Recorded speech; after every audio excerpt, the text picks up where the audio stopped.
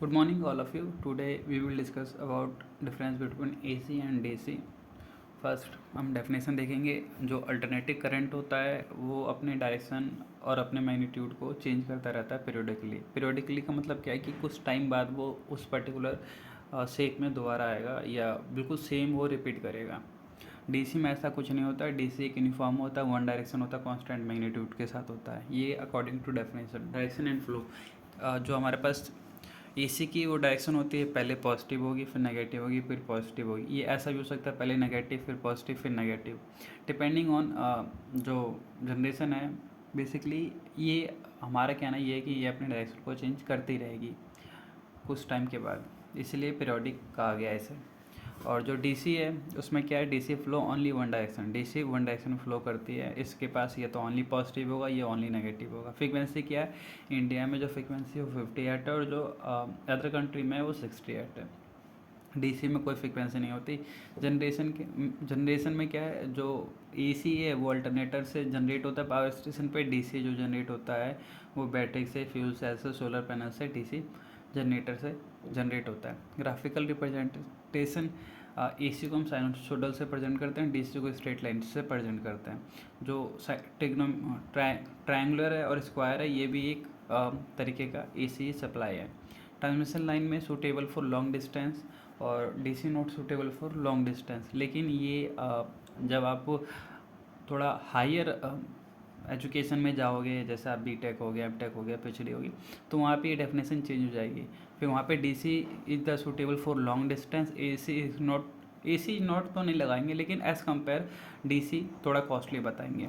तो जब आप 765 या 800 केवी की लाइन के लिए जाओगे तो डीसी सूटेबल होगा वहाँ पे। जब आप थोड़ा हायर एजुकेशन पे जाओगे तो वोल्टेज कंजर्वेशन, जो एसी है easily step up step down using transformer, बिल्कुल सही लिख रखा है इसने। हम ट्रांसफार्मर की मदद से इसे easily step up step down कर सकते हैं। लेकिन एसी के साथ ऐसा नहीं है। डिफ़िकल्ट एंड कॉस्टली इसमें पावर इलेक्ट्रॉनिक यूज होगा, रिक्वायर्ड इलेक्ट्रॉनिक कन्वर्टर। तो डीसी को easily step up step down करना आसान नहीं है। तो पहले डीसी को एसी में कन्वर्ट करना पड़ेगा, फिर आपको ट्रांसफार्मर का यूज करना पड़ेगा। इसीलिए जो इसमें कॉस्ट होता है पावर इलेक्ट्रॉनिक का वो बढ़ जाता है। Power losses comparatively less in transmission, जो पावर लॉस है एसी के पास वो कम है, डीसी के पास ज़्यादा है।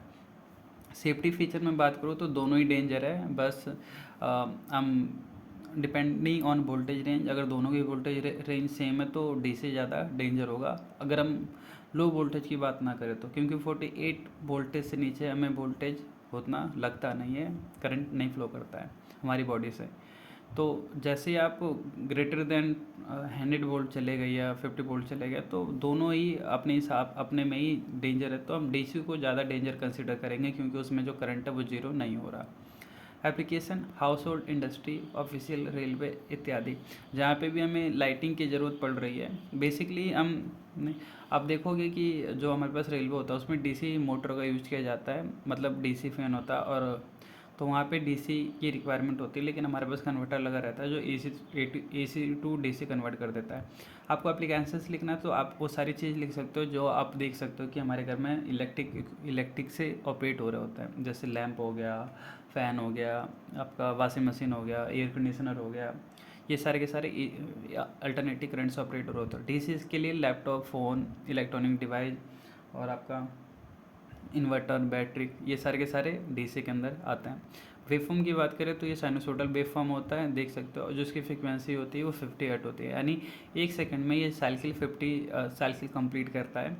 तो पॉजिटिव नेगेटिव मिला के 1 साइकिल होती है, तो ये 2 साइकिल यहाँ ड्रॉ कर रखी है।